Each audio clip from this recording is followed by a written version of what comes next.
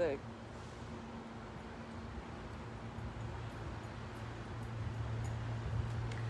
Hello, good morning. Thank you so much for joining me today. I am Sarah Smith. I'm a horticulturalist here at Rogers Gardens, and today we're going to be talking about begonias.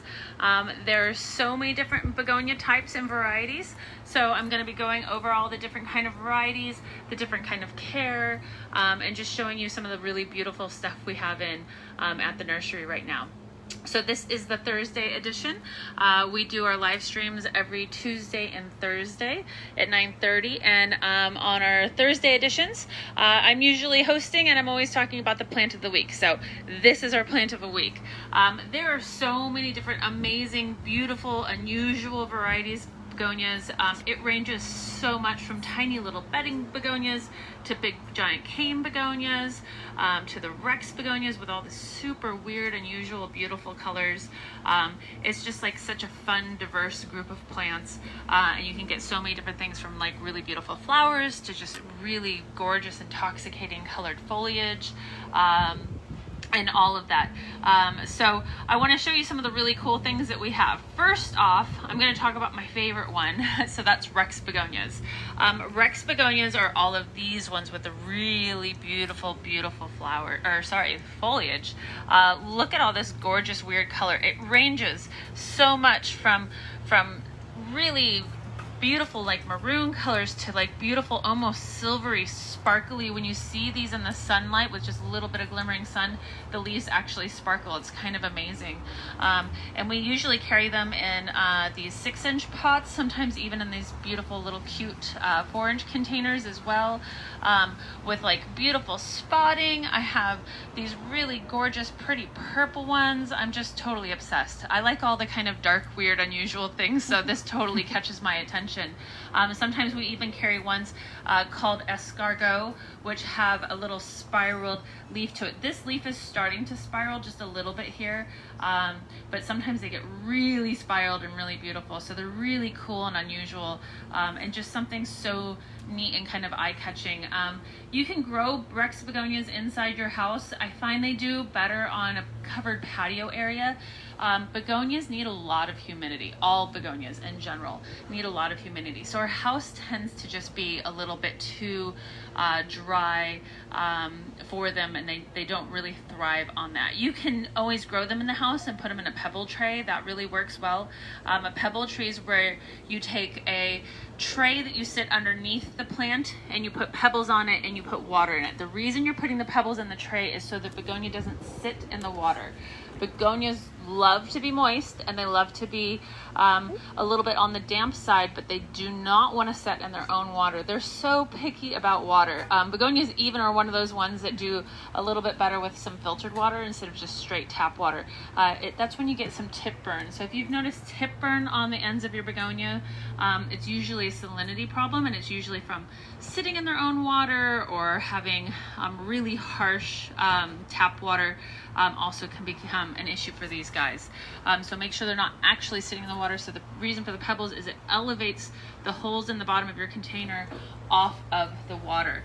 The humidity is just created by the water evaporating there for your begonias. So yeah, humidity is key.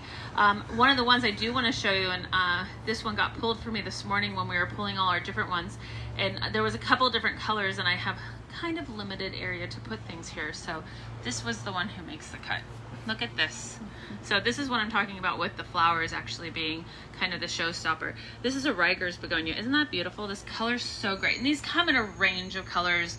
There's whites, there's reds, there's oranges, yellows, pinks, hot pinks, but this like really beautiful kind of dusty pink is just absolutely gorgeous. And I thought it looked so pretty with all these different Rex begonias here because that color is just so amazing. And these flower like crazy.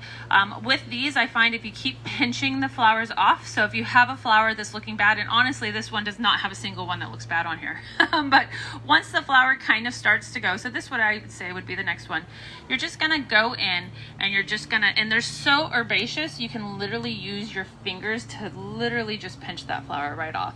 It's pretty simple. So once the flower is starting to look bad, you just pinch that flower off. That keeps them flowering. The reason we deadhead plants is that because once the flower goes to seed, then the plant itself thinks, okay, my job is done, and it doesn't produce as many flowers. If you keep pinching the flowers off, it keeps trying to set seed.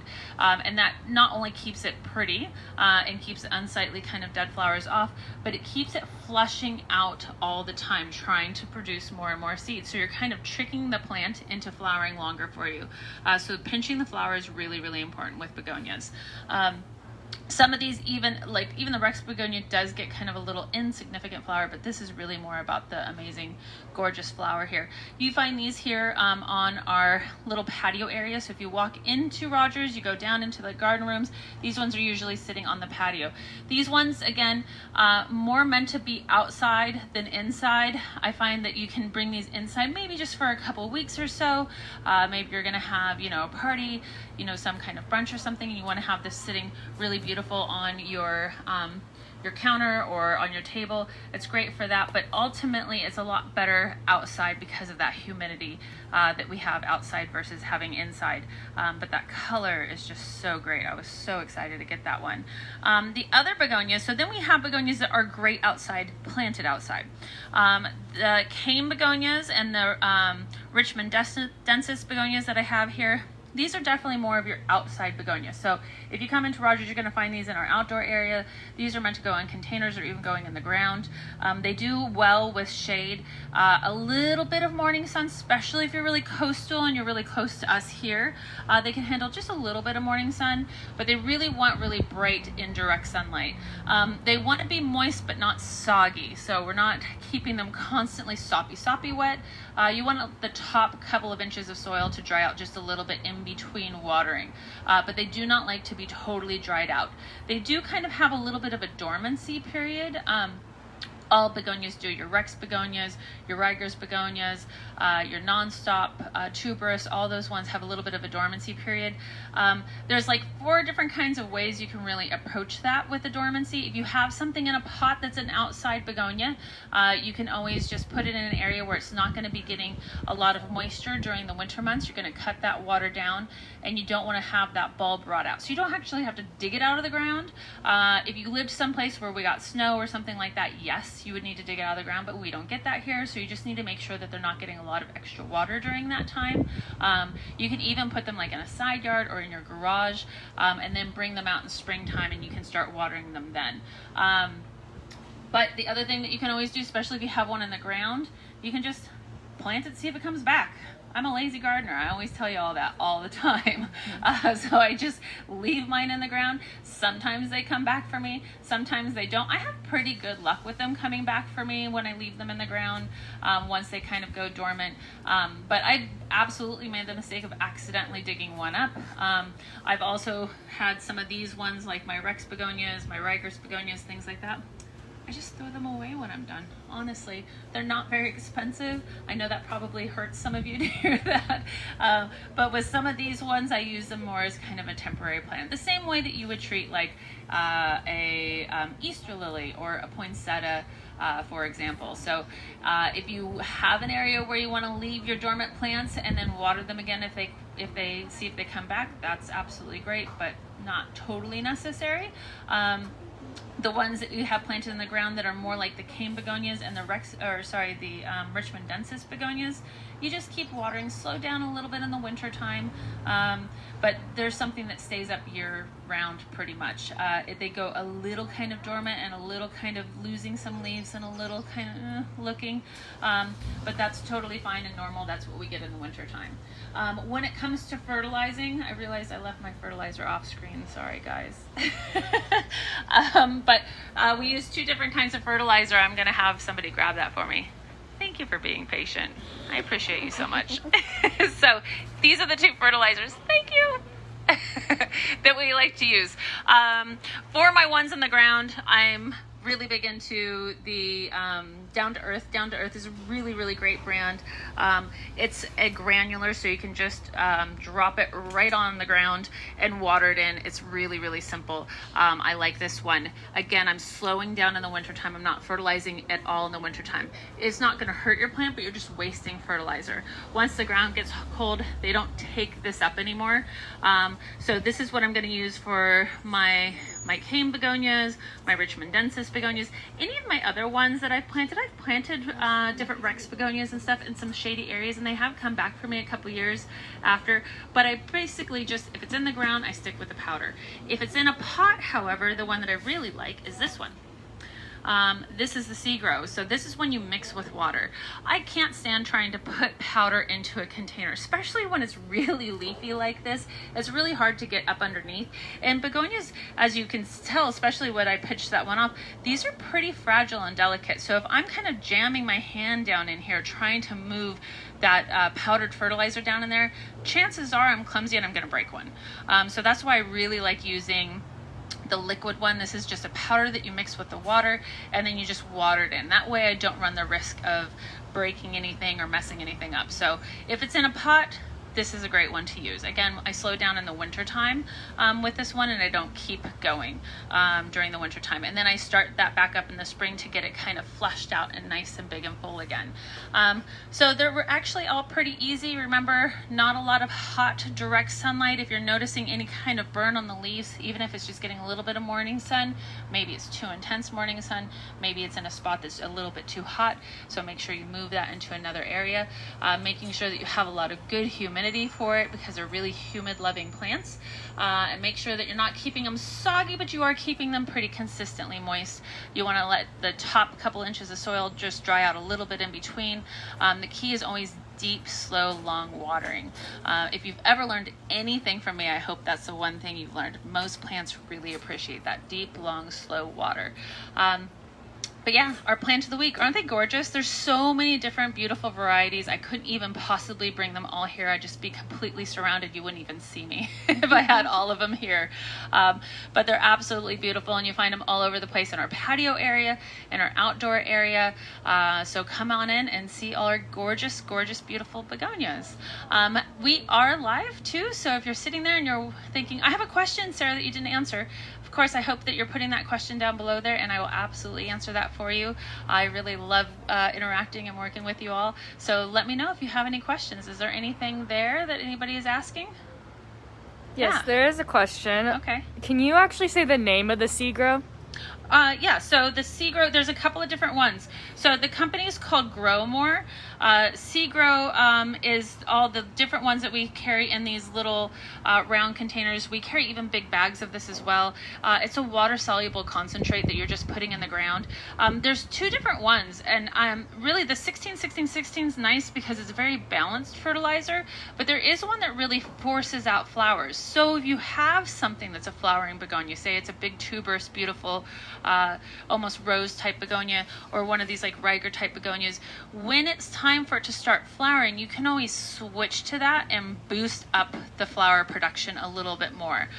It's not totally necessary, because there's still the middle number in all the fertilizers is what forces the flower. So this is balanced, but if you see our flowering formula, it's very low number, and the next two numbers are really high. So you can always switch to that for a little bit. I wouldn't use that when year round though, because the plant is not flowering year round. At first you want it to really focus on getting nice good greens, then you want it to start focusing on the flower, and then you want to cut that off in the winter time. So there are two different brands that you can use of this, but this is great again because, like I said, they're so fragile and delicate, especially if you're dealing with a pot. Whenever I'm trying to throw a powdered fertilizer underneath it, I inevitably break a piece off. So I love using this in all my containers at home. Any other questions? Thank you. There's another. Yeah. Can these be grown indoors? Yes, so they can, but the key is the humidity. So when I'm growing, and this is where I feel like I'm kind of gonna break your heart a little bit, when I'm growing my Rex begonias and things inside the house, I don't really necessarily treat them like they're gonna come back. I know that sounds really kind of mean, but like, let's say, and I have a pot that's so pretty and I put some of these beautiful Rexes in there. If I get one like this and I drop it into a really beautiful container with all my other indoor stuff, that's plants that I know that I'm gonna keep forever and ever, say it's going to be my philodendrons and my ZZ plants and all that, but I want a pop of color mixed into my little collection. I love dropping these in because they're so beautiful and so showy, but once they start kind of going a little bit dormant, I throw them away. I know, but you don't have to. You can always put this in an area and slow down on the watering and try to bring it back for the next year. But the thing is they really want a lot of humidity, and my house is not built like a greenhouse, right? Trying to reproduce that at home is really difficult. If you're really a begonia expert and you're growing begonias, you probably have a little greenhouse that you're keeping them in, and then you're way beyond me, so you should be coming in doing the videos if you can do that. But yeah, with these ones, I just throw them away when I'm done with them for the year, and I buy a new one for the next year because they do go down totally dormant, and I just don't have a place to really store them. That seems to be all the questions for today. Thank you. Nice. Thank you so much for joining me. I really appreciate you guys tuning in. I really appreciate having you here with me.